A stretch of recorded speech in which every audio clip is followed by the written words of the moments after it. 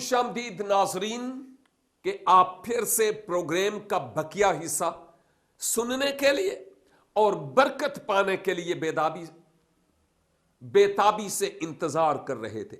खादिम हाजिर है कि आपकी खिदमत में इस प्रोग्राम के बकिया हिस्से को आपकी खिदमत में पेश करूं। मैं आपको यह बात बता रहा था कि कोई है जो आपके दुखों का मदावा है, कोई है जो आपके डिप्रेशन को दूर कर सकता है, कोई है जो मुख्तलिफ तरह की लानतों से आजाद कर सकता है, कोई है जो बीमारियों से हमारे इस खानदान को मुकम्मल तौर पर आजाद कर सकता है। कौन है वो? मैं आपकी तवज्जो उस तरफ लाना चाहता हूं। यहां पर उसका जिक्र है, आयत 6 में लिखा है, उसको यीशु ने पड़ा देखा। मेरे भाई मेरी बहन, अब तुझे अपने आंसू पूंछ लेने की जरूरत है, क्योंकि यीशु ने तुझे पड़ा देख लिया है, क्योंकि यीशु ने देख लिया है कि तुम्हारा क्या हाल है। यीशु ने तेरे खानदान को देख लिया है। और यह पैगाम जो इस वक्त मैं सिर्फ आपकी खिदमत में पेश कर रहा हूं, मैं किसी और को यह पैगाम नहीं सुना रहा। इस वक्त मैं किसी और से बात नहीं कर रहा, मैं लांडी वालों से बात नहीं कर रहा इस वक्त, ना ही इस वक्त मैं कमाड़ी वालों से बात कर रहा हूं, ना ही इस वक्त बलाल कॉलोनी वालों से। मैं आपसे बात कर रहा हूं, क्योंकि यह टेलीविजन सिर्फ और सिर्फ आपके लिए है, ताकि आप इन बातों को सुन सके। आप मेरे सामने हैं और मैं आपसे बात कर रहा हूं, किसी और से बात नहीं कर रहा। यीशु ने आपको जिस किसी हालत में है, उस हालत में आपको देख लिया है। जैसे यीशु ने उस शख्स को जो 38 बरस से बीमार था और वो हौज के पास पड़ा था, यीशु ने उसको देख लिया। इब्ने आदम कह के लिए आया, इब्ने आदम खोए हुओं को ढूंढने और उन्हें निजात देने के लिए ही तो आया। इब्ने आदम का मकसद ही यही था कि जिनको कोई भी नहीं देखता उनको वो देखे। इब्ने आदम के आने का मकसद ही यही था कि जिसको कोई भी नहीं देखता था वो उसको देखे। और इब्ने आदम के आ जाने का मकसद यह है कि वो आपको देखे, ताकि आप अपना आप मुकम्मल तौर पर उसके सुपुर्द करने वाले हों। और किताब मुकद्दस में यह लिखा हुआ नजर आता है कि जब यीशु ने उसको पड़े हुए देखा और यह जानकर कि वो बड़ी मुद्दत से इस हालत में है, उससे कहा, क्या तू तंदुरुस्त होना चाहता है?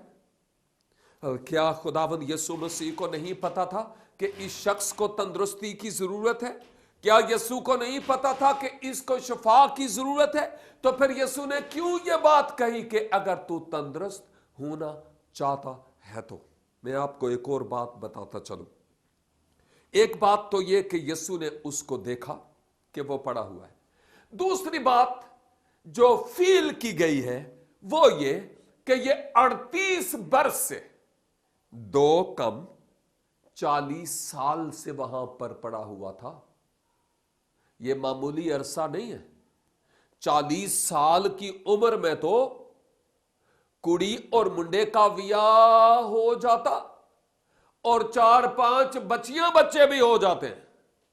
और यह शख्स इतने अरसे से पड़ा हुआ था। उसे एक और भी फिक्रें लाहक हुई होंगी, मुझे नहीं मालूम, लेकिन एक बात जो उसको इस वक्त लाहक थी वो ये, काश के मैं शफा पा जाऊं। और मैं सोचता हूं 38 बरस से वो यहां पर पड़ा हुआ था और वो सोचता था कि मैं वापस अपने घर नहीं जाऊंगा जब तक कि मैं शफा ना पालूं। जब तक मैं शफा ना पालूं मैं अपने घर वापस नहीं लौटूंगा। मेरे भाई मेरी बहन, उस वक्त तक तू टेलीविजन के आगे से इस वक्त ना उठ। उस वक्त तक अपनी आंखें इस टेलीविजन स्क्रीन पर से न हटा जब तक कि तू अपने आप को मुकम्मल तौर पर उसके हाथों में ना सौंप दे। जब तक तू यीशु की आंखों में आंखें ईमान की रूह से डालकर उसे देख ना दे, क्योंकि उसके पास तेरे लिए इलाज है, वो तुझे शिफा देना चाहता है, वो तुझे बहाल करना चाहता है, बेदार करना चाहता है, खानदान में इनकलाब लाना चाहता है, कारोबार में बरकत देना चाहता है, और बेदार ना होने की लानतों को वो काफूर करना चाहता है। इसलिए जरूरी है कि उसकी तरफ देखिए। इस शख्स की तवज्जो खुदावंद यीशु मसीह की तरफ गई। क्या इन 38 बरसों में किसी ने इसको यह सवाल नहीं पूछा हुआ होगा कि भाई तुझे शफा की जरूरत नहीं है क्या? कई लोग तो शफा पाकर चले भी गए, ठीक भी हो गए, लेकिन तू अभी तक इधर पड़ा हुआ है। क्या रीजन है इसके पीछे? शायद लोगों ने उससे पूछा हुआ होगा, मुझे मालूम नहीं। लेकिन एक बात मैं आपकी नजर करता चलूं, और वो ये कि बाकी लोगों को हौज में उतरने से शिफा मिली है। और वो भी कब? जब खुदावंद का फरिश्ता आकर हौज में पानी को हिलाता था, तो जो पहले उतरता वो शिफा पाता था। लेकिन मैं आपको यह बात बताना चाहता हूं, और वो बात यह है कि यीशु आया कि इस शख्स को अब हौज में ना उतरना पड़े, बल्कि जहां पर पड़ा हुआ है वहां ही इसके लिए शिफा के दरिया बहना शुरू हो जाए। Praise the Lord. ये एक अहम तरीन सदाकत है जो मैं आपकी खिदमत में बयान कर रहा हूं। जब इस शख्स से पूछा गया कि क्या तू शिफा पाना चाहता है, तंदुरुस्त होना चाहता है, ठीक होना चाहता है, इसने क्या कहा होगा? यकीनन इसने यही कहा होगा, हां खुदावंद मैं शिफा पाना चाहता हूं, मालिक, आका मैं शिफा पाना चाहता हूं, लेकिन मेरे लिए एक प्रॉब्लम है। इस हौज में उतरना तो चाहता हूं, लेकिन केवल इसके कि मैं इस हौज में उतरूं, कोई और मुझसे पहले उतर जाता है और वो शिफा पा के चला जाता है। मुझे नहीं मालूम कि मैं करूं तो क्या करूं। पॉसिबली मुमकिन है वो लंगड़ा हुआ मुझे नहीं मालूम, हो सकता है उसकी टांगें ना हुई हो सकता है वो मुकम्मल तौर पर अपाहज और मफलूज हुआ हो, मुझे मालूम नहीं। हो सकता है कोई और तरह की उसके लिए कोई कमजोरी हुई हो सकता है पोलियो का मर्ज उसका हुआ हो।